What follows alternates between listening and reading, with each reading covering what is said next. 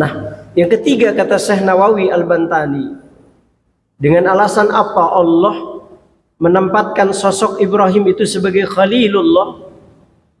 Ini kata Syekh Nawawi, karena Ibrahim mampu mendahulukan perintah Allah di antara yang lainnya. Jadi Ibrahim itu kalau sudah datang perintah dari Allah, nggak ada lagi itu yang namanya Ibrahim membantah. Dan ini dapat kita lihat bagaimana sejarah kurban kemarin itu yang kita laksanakan. Ini kan tidak lepas dari sejarah Nabi Ibrahim alaihissalam.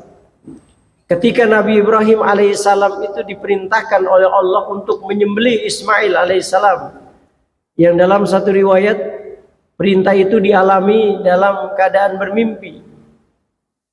Karena memang ada ucapan Ibrahim alaihissalam yang didengar oleh malaikat. Jangankan hewan kurban, anak pun kalau seandainya Allah menghendaki, saya kurbankan.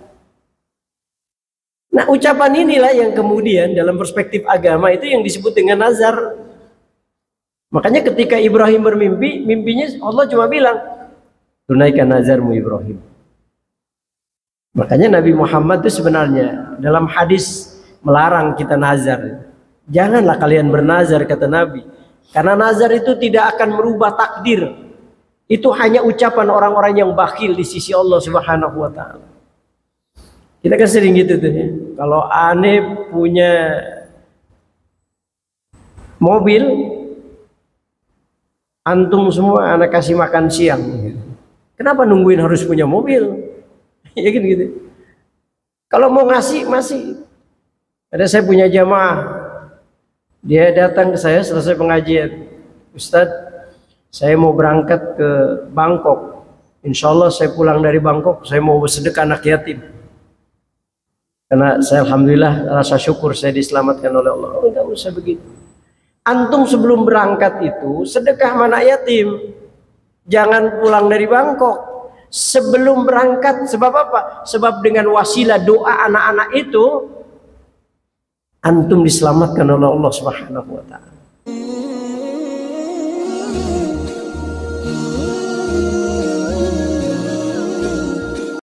Hadirin ma'asyiral muslimin yang dimuliakan Allah Subhanahu wa taala.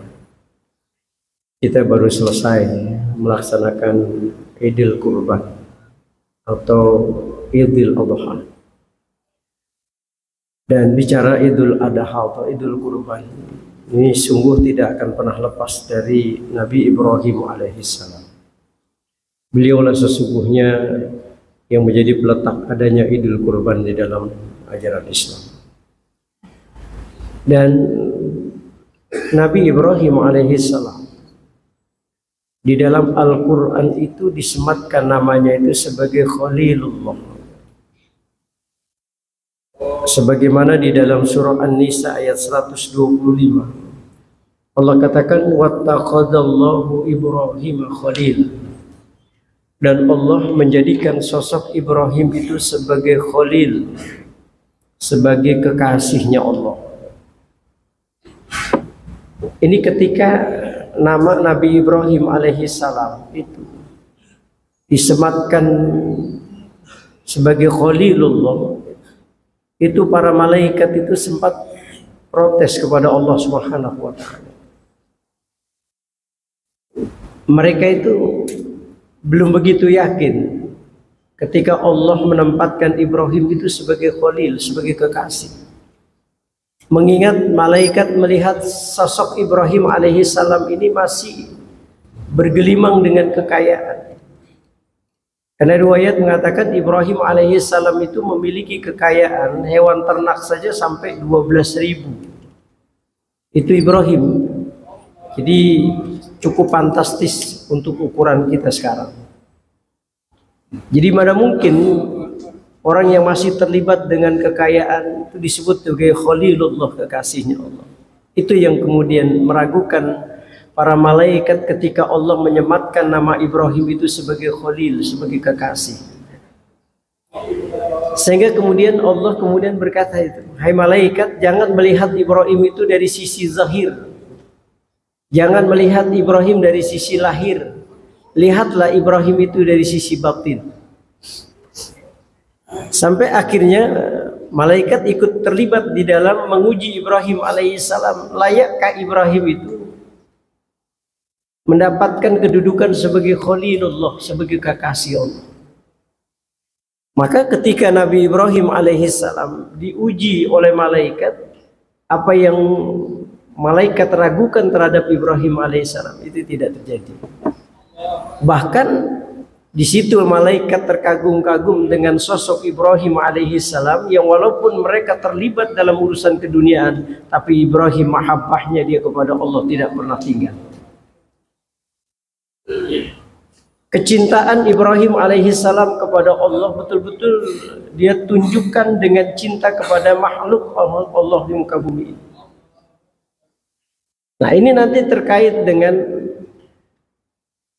pendapatnya Syekh Nawawi itu di dalam kitab Nasoihul Ibad gitu. Dengan alasan apa gitu Allah menyebut Ibrahim itu sebagai Khalilullah, dengan alasan apa Allah mendudukan sosok Ibrahim alaihissalam itu sebagai Khalilullah, kekasih Allah. Syekh Nawawi Al-Bantani itu dalam kitab Nasoihul Ibad menjelaskan ada 3 alasan kenapa Nabi Ibrahim alaihissalam itu mendapatkan kedudukan sebagai Khalil, sebagai kekasihnya Allah. Pertama, Ibrahim alaihissalam itu manusia yang sangat menghormati tamu, orang yang sangat menghargai orang lain, itu Ibrahim. Maka Ibrahim sangat terkenal. Beliau itu tidak pernah makan sendirian. Beliau harus berjalan bermil-mil hanya untuk mendapati orang yang dia bisa ajak makan bersama. Itu Ibrahim alaihissalam. Jadi bayangkan, untuk makan saja Ibrahim itu harus mencari orang untuk bisa diajak makan bersama, walaupun perjalanan itu dia tempuh bermil-mil. Begitu Ibrahim alaihissalam. Makanya kalau kita ngelihat sosok Rasulullah Shallallahu Alaihi Wasallam, bagaimana sosok Ibrahim, Nabi Muhammad itu menerima tamu, itulah yang terjadi pada Nabi Ibrahim alaihissalam. Itu Rasulullah Shallallahu Alaihi Wasallam, kalau ada sahabat datang ke rumah Rasulullah, itu tidak ditanya untuk apa keperluannya. Jadi kalau ada sahabat datang ke rumah Rasulullah, Assalamualaikum, Waalaikumsalam, tidak ditanya ada apa keperluannya. Sebelum Rasulullah itu menjamu sampai kenyang itu sahabat, baru Rasulullah bertanya ada apa keperluannya. Inilah sosok keteladanan Ibrahim yang kemudian dijadikan oleh Rasulullah teladan dalam kehidupan. Maka pantas kalau kemudian Ibrahim itu disebut dengan bapak tamu, karena sangat menghormati tamu-tamu. Bahkan dia harus berjalan hanya untuk mendapati orang yang dia bisa ajak makan bersama. Kedermawanannya ini luar biasa Ibrahim ini. Kedermawanan Ibrahim. Nah, ini yang malaikat sampai tadi kagum terhadap sosok Ibrahim. Bahkan malaikat mengatakan layak Ibrahim kalau mendapatkan kedudukan sebagai Khalilullah. Yang kedua, kata Syekh Nawawi Al-Bantani, Ibrahim alaihissalam itu dengan alasan apa disebut dengan Khalilullah? Kedua adalah tingkat ketawakalannya Ibrahim alaihissalam. Ibrahim alaihissalam itu hidupnya itu luar biasa tawakalnya kepada Allah. Jadi apapun yang menjadi perintah Allah, Ibrahim itu selalu yakin. Nggak ada lagi sedikit pun protes, nggak ada sedikit pun Ibrahim itu membantah. Ibrahim yakin di balik itu pasti ada nilai sebuah kebaikan. Makanya ketika Nabi Ibrahim alaihissalam itu mau dibakar oleh Raja Namrus, itu jangan dikira bahwa malaikat itu dia standby. Itu malaikat udah siap mendapatkan perintah itu. Kalau seandainya Nabi Ibrahim alaihissalam meminta saja kepada Allah agar malaikat itu mematikan api itu, malaikat sudah siap. Sampai malaikat Jibril alaihissalam mengatakan, ya Ibrahim, kenapa engkau tidak berdoa saja kepada Allah agar Allah memerintahkan kami untuk memadamkan api itu? Tapi Ibrahim Karena tingkat ketawakalnya luar biasa kepada Allah, semuanya dia serahkan kepada Allah Subhanahu wa taala. Makanya kadang-kadang tingkat ketawakalan kita ini kan masih diragukan. Syekh Abdullah Alwi Al-Haddad itu di dalam kitab Nasaihud Diniyah wal Wasayil Imaniyah. Orang itu kalau sudah mengatakan raditu billahi robba, orang kalau sudah mengucapkan la ilaha illallah, apa kata Syekh Abdullah Alwi Al-Haddad? Lazimahu ayyardha bitadbiri. Maka sudah seharusnya dia pun harus ridho terhadap apa yang sudah menjadi keputusan Allah dalam kehidupan. Kita ini kan masih kadang-kadang ketika diberikan sesuatu oleh Allah masih ada penolakan-penolakan, seolah-olah kita tidak terima terhadap apa yang Allah sudah tentukan kepada kita. Saya agak kagum membaca satu literatur bagaimana Sa'ad bin Abi Waqqas. Ini tingkat tauhid yang tinggi barangkali ini. Sa'ad bin Abi Waqqas itu kan terkenal sebagai wali min auliya Allah. Bahkan Allah membuka tabir rahasia bagaimana kewaliannya itu Sa'ad bin Abi Waqqas. Beliau ini punya karomah yang kalau dia berdoa bainahu wa bainallah hijab. Nggak ada lagi hijab antara dia dengan Allah. Jadi apa yang dia minta Allah pasti jawab. Terkenal sekali Sa'ad bin Abi Waqqas itu. Ketika beliau di Mekah, beliau mengalami kebutaan mata. Nah, beliau ini kan kalau malam suka nangis. Jadi faktor banyak sekali kebutaan itu terjadi. Itu ketika dia mengalami kebutaan di Mekah. Itu para sahabat-sahabat bilang sama Sa'ad bin Abi Waqqas, "Ya Sa'ad, kenapa Anda tidak berdoa kepada Allah supaya Allah menyembuhkan matamu dari kebutaan? Bukankah semua doa yang kau mohonkan itu pasti dijawab oleh Allah? Kenapa kau tidak berdoa agar disembuhkan oleh Allah dari kebutaan?" Apa jawaban Sa'ad bin Abi Waqqas? Sa'ad bin Abi Waqqas dia mengatakan, "Saya lebih senang, saya lebih suka Allah menentukan kebutaan pada mataku daripada aku harus berdoa agar mataku disembuhkan oleh Allah." Sampai begini. Ini Sa'ad bin Abi Waqqas. Dia mengatakan, "Saya lebih senang Allah menetapkan kebutaan pada mataku ketimbang aku berdoa kepada Allah agar mataku ini disembuhkan dari kebutaan." Ini yang tingkat ketawakalan luar biasa. Nah, ini yang kata Syekh Abdullah Alwi Al-Haddad katakan ayyardha bitadbiri, bahwa ketika kita sudah mengatakan saya ridho Allah sebagai Tuhan, maka konsekuensinya adalah ridho semuanya terhadap apa yang Allah sudah tentukan dalam kehidupan kita. Kenapa? Karena wa'asa an takrahu syai'a wa huwa khairul lakum. Kadang-kadang kan kita penilaiannya berbeda. Bisa jadi menurut kita itu sesuatu itu tidak enak, tapi bisa jadi menurut Allah itu sebuah kebaikan. Ketika orang diberikan kemiskinan oleh Allah, barangkali kemiskinan itu dianggap sesuatu yang tidak enak. Tapi berapa banyak orang-orang yang ketika diberikan kemiskinan oleh Allah, lalu kemiskinan itu mendatangkan kemuliaan dalam kehidupan dia. Dan banyak juga orang yang mengatakan sakit itu sesuatu yang tidak enak. Tapi berapa banyak orang-orang yang diberikan sakit oleh Allah yang asbabnya dia sakit, Allah juga memberikan kemuliaan. Kita nggak tahu. Itulah prinsipnya Nabi Ibrahim alaihissalam. Wa asa an takrahu syai'a wa huwa khairul lakum. Boleh jadi menurut kalian sesuatu itu tidak enak, tapi Allah memberikan sebuah kebaikan di dalam. Nah, ini pribadi Ibrahim alaihissalam yang layak untuk kita jadikan teladan. Nah, yang ketiga kata Syekh Nawawi Al-Bantani, dengan alasan apa Allah menempatkan sosok Ibrahim itu sebagai Khalilullah? Ini kata Syekh Nawawi, karena Ibrahim mampu mendahulukan perintah Allah di antara yang lainnya. Jadi Ibrahim itu kalau sudah datang perintah dari Allah, nggak ada lagi itu yang namanya Ibrahim membantah. Dan ini dapat kita lihat bagaimana sejarah kurban kemarin itu yang kita laksanakan. Ini kan tidak lepas dari sejarah Nabi Ibrahim alaihissalam. Ketika Nabi Ibrahim alaihissalam itu diperintahkan oleh Allah untuk menyembelih Ismail alaihissalam, yang dalam satu riwayat perintah itu dialami dalam keadaan bermimpi. Karena memang ada ucapan Ibrahim alaihissalam yang didengar oleh malaikat. Jangankan hewan kurban, anak pun kalau seandainya Allah menghendaki, saya kurbankan.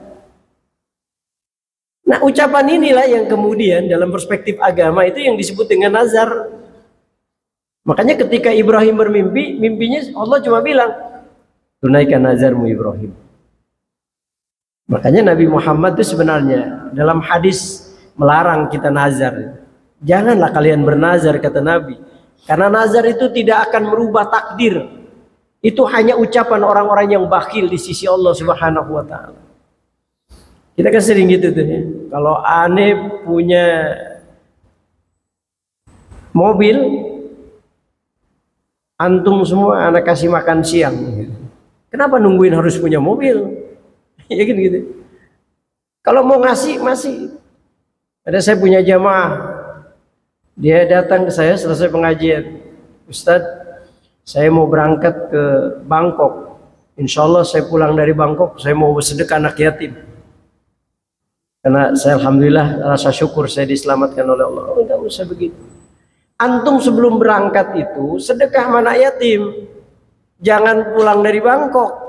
Sebelum berangkat, sebab apa? Sebab dengan wasilah doa anak-anak itu antum diselamatkan oleh Allah Subhanahu wa taala. Iya, kalau seandainya nanti antum nggak selamat, bagaimana itu ucapan itu? Maka janganlah kalian bernazar, karena itu ucapan orang-orang yang bakhil di sisi. Tapi Ibrahim itu ucapan saking cintanya dia kepada Allah. Jadi jangankan hewan ternak, anak pun kalau seandainya Allah minta, saya akan kurbankan. Maka dalam mimpi itu Ibrahim alaihissalam betul-betul tuh jelas bagaimana perintah Allah agar Ibrahim melaksanakan apa yang menjadi ucapan dia beberapa tahun yang lalu. Maka ketika beliau bangun dari mimpi itu, beliau sedikit agak berpikir ya tentang apa yang dia ucapkan itu, yang kemudian menjadi titik tolak sejarah adanya kurban itu. Maka dalam perspektif bahasa, kata-kata tarwiyah itu muncul ketika Ibrahim memikirkan akan mimpi yang dialaminya. Maka dalam Islam 8 tarwiyah ya 8 Zulhijjah itu disebut dengan hari tarwiyah. Artinya Ibrahim memikirkan tentang mimpi yang dialaminya itu. Enggak cukup mimpi yang pertama, mimpi yang kedua. Ibrahim mengalami mimpi yang sama. Maka ketika tanggal 9 Zulhijjah itu yang disebut dengan hari Arafah. Artinya apa itu Arafah? Ibrahim yakin kalau mimpinya itu adalah sebuah kebenaran yang didatangkan oleh Allah Subhanahu wa taala. Ustadz, emang betul bisa jadi mimpi itu jadi dalil? Bisa. Jadi mimpi itu bisa jadi dalil. Mana buktinya? Azan. Ini azan yang kita kumandangkan untuk memanggil orang sholat. Itu bukan dari Rasulullah. Itu dari mimpinya sahabat Abdullah. Jadi ketika Rasulullah itu kumpul bersama dengan sahabat, itu ada wacana bagaimana cara memanggil orang untuk melaksanakan sholat berjamaah. Ada berbagai pendapat-pendapat. Kalau begitu bunyiin lonceng aja seperti orang-orang Nasrani, atau mungkin dengan api seperti orang-orang di luar Islam. Dan itu belum kemudian mendapat keputusan dari Rasulullah. Sampai pulanglah sahabat, maka kemudian ada sahabat bermimpi. Yang dalam mimpi itu dia diajarkan cara memanggil orang untuk melaksanakan sholat. Sunat sholat berjamaah. Maka dalam mimpi diajarkan Allahu Akbar sampai akhirnya la ilaha illallah. Bangun dari mimpi, dia datangi Rasulullah. Ya Rasul, aku bermimpi. Diajarkan dalam mimpiku cara bagaimana memanggil orang untuk melaksanakan sholat berjamaah. Maka Rasul kemudian mengiyakan, menyuruh Bilal bin Rabah untuk melaksanakan apa yang dimimpikan sahabat itu. Setelah itu barulah Umar bin Khattab menceritakan dia pun mimpi yang sama. Nah, ini kan satu contoh betapa mimpi itu menjadi dalil. Menjadi dalil. Jadi kalau bahasa Rasul ini mimpi yang disebut dengan ru'yatun sholeh. Mimpi yang benar yang didatangkan oleh Allah sebagai kebenaran. Satu lagi saya pernah baca itu dalam satu riwayat. Ulama namanya Abdullah bin Mubarak. Itu juga sama, dia bermimpi. Yang dalam mimpi itu dia menceritakan ada 2 malaikat yang berdialog. tentang orang yang melaksanakan ibadah haji. Kata malaikat yang satu, ada berapa jamaah haji? Sekian ratus ribu. Berapa yang diterima? Enggak ada satupun. Enggak ada satupun yang melaksanakan ibadah haji yang diterima. Tapi kata malaikat yang satu, ada satu orang yang hajinya diijabah, diterima, dimabrurkan oleh Allah, dan menjadi asbab yang ribuan tadi dimabrurkan juga hajinya oleh Allah. Siapa dia? Ali bin Muwaffaq. Dalam mimpinya itu jelas namanya Ali bin Muwaffaq, rumahnya di Damaskus, Syria. Didatangi oleh Abdullah bin Mubarak. Benar nggak mimpi yang dialaminya itu? Ternyata benar. Sampai di Damaskus dia temui Ali bin Muwaffaq, kemudian dia ceritakan mimpinya itu. Apa sih amalan Tuhan ini? Sampai Tuhan ini termasuk istimewa, karena bukan hanya Tuhan yang dimabrurkan oleh Allah hajinya, tapi seluruh jamaah haji yang ribuan itu dimabrurkan karena amalan Tuhan. Ali bin Muwaffaq bilang, saya nggak berhaji, walaupun saya memang berniat untuk melaksanakan haji. Setiap aku dapat keuntungan, aku tabung sehari, sebulan, seminggu, sebulan, dan setahun, sampai terkumpullah ongkos melaksanakan ibadah haji. Ketika kami sedang duduk, tiba-tiba kami mencium aroma masakan begitu lezat. Istriku yang sedang hamil tua, kata Ali bin Muwaffaq, ada keinginan untuk mencicipi makanan itu. Maka aku datang ke rumah orang yang memasak makanan itu. Aku lihat seorang ibu dengan anak-anaknya. Maka aku hampiri ibu itu, ibu mohon maaf, ibu masak hari ini begitu lezatnya. Istriku yang sedang hamil tua ingin mencicipinya. Kalau diizinkan, kalau perlu saya beli ibu. Si ibu ini dengan berkaca-kaca matanya mengatakan, Tuhan, ini haram makanan ini buat Tuhan, tapi halal buat kami. Ali bin Muwaffaq bingung, kok bisa halal buat tuh ibu, tapi haram buat kami? Apa maksudnya ibu? Begini Tuhan, kami ini hidup terkungkung dengan kemiskinan. Sejak suamiku meninggal, aku dengan anak-anak ini terpaksa kadang-kadang makan, kadang-kadang enggak. Sampai akhirnya ngelihat anakku dalam keadaan kelaparan, aku keluar dari rumah menuju tempat yang aku sendiri tidak tahu kemana aku berjalan.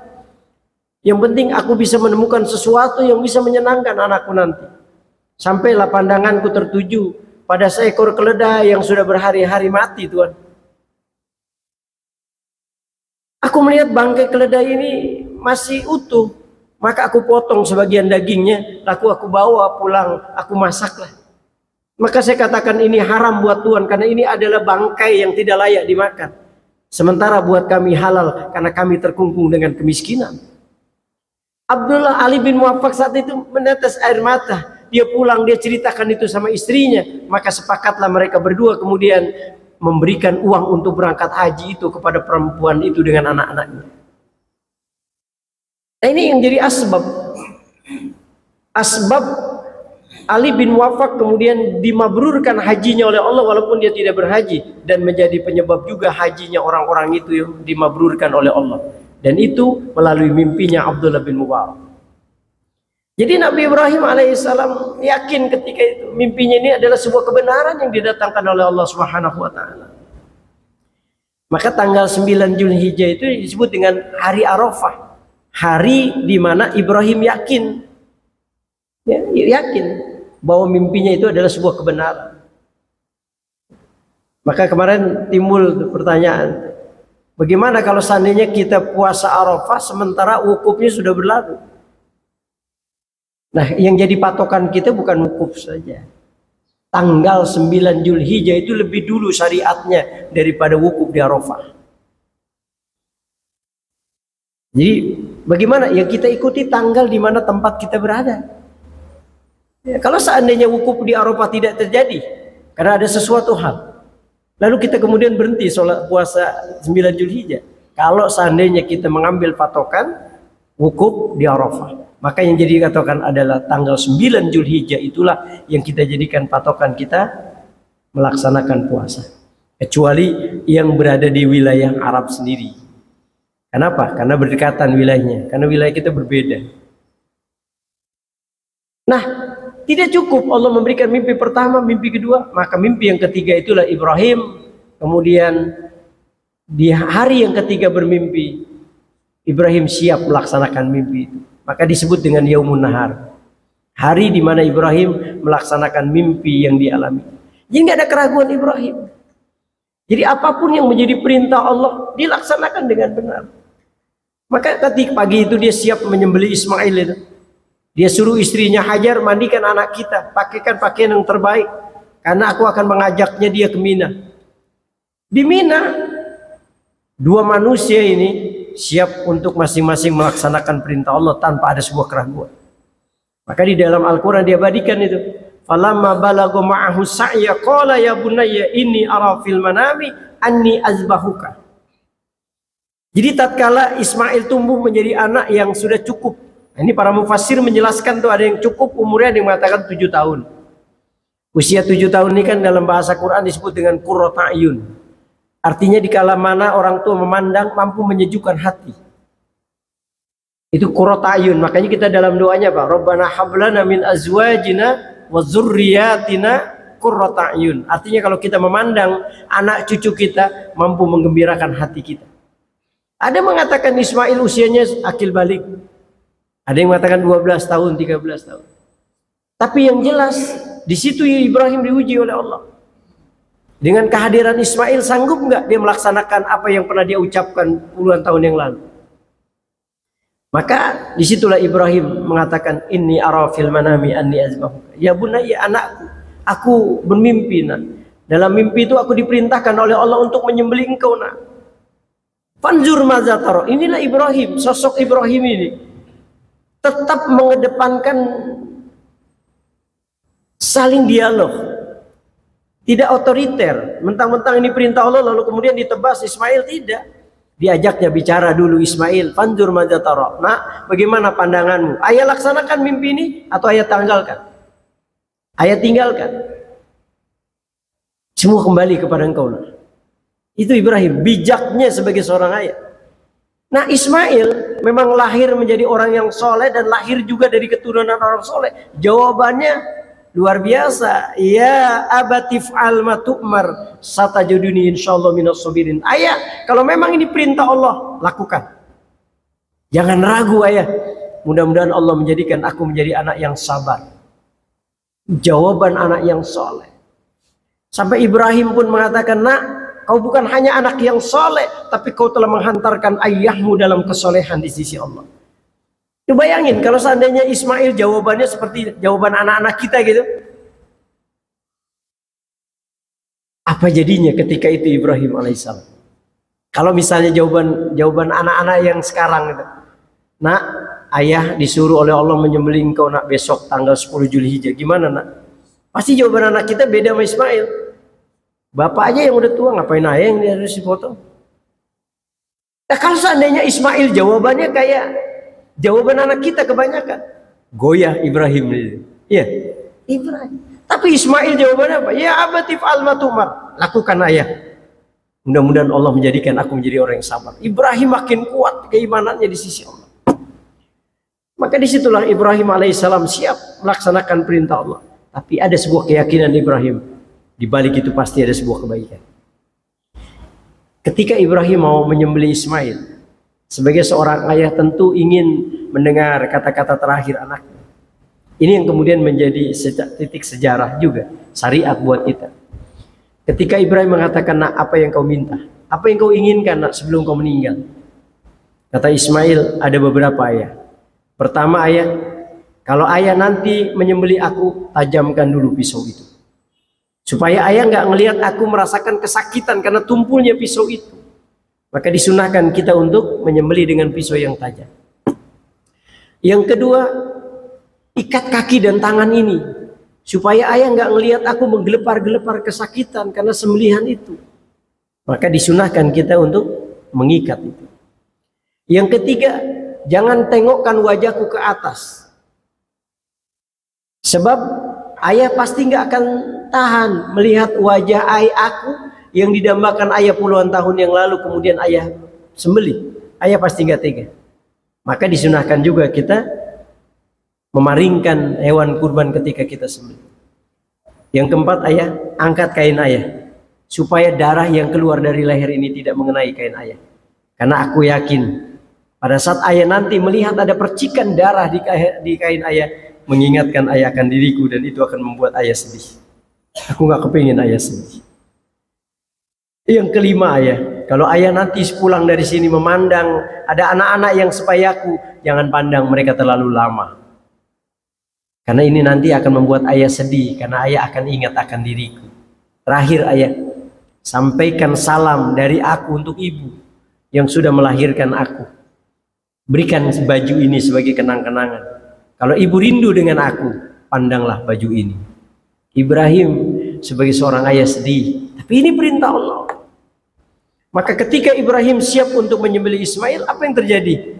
Ini yang tadi Allah katakan, wa asa an takrahu syai'a wa huwa khairul lakum. Pasti ada kebaikan di dalamnya. Wa fadainahu bizibhin azim. Allah kemudian ganti sosok Ismail yang harus dikorbankan dengan seekor kambing kibas sebagai penggantinya.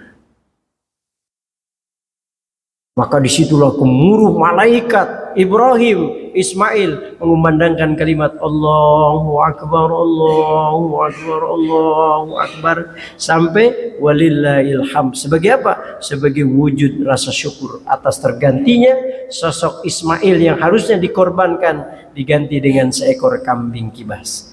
Maka kemudian syariat Nabi Ibrahim alaihissalam menjadikan sholat zuhur itu adalah sholatnya umatnya Nabi Ibrahim alaihissalam. Maka dipakailah oleh Rasulullah sebagai syariat buat kita umat. Jadi kalau kita sholat zuhur, itu tidak lain adalah syariatnya Nabi Ibrahim sebagai wujud rasa syukur atas apa yang Allah sudah anugerahkan kepada beliau dan putra beliau. Ya, mudah-mudahan ini menjadi renungan buat kita, agar kita betul-betul mampu meneladani sosok Ibrahim alaihissalam. Kenapa beliau disebutkan oleh Allah dalam Quran, wattakhadzallahu Ibrahima khalila, sebagai kekasihnya Allah. Tentu ada sesuatu yang istimewa pada diri Ibrahim alaihissalam, dan itu yang harus kita teladani dalam kehidupan. Mudah-mudahan kita menjadi kekasihnya Allah Subhanahu wa taala. Terima kasih, mohon maaf lahir dan batin. Wallahul muwaffiq ila aqwamit thoriq. Wassalamualaikum warahmatullahi wabarakatuh.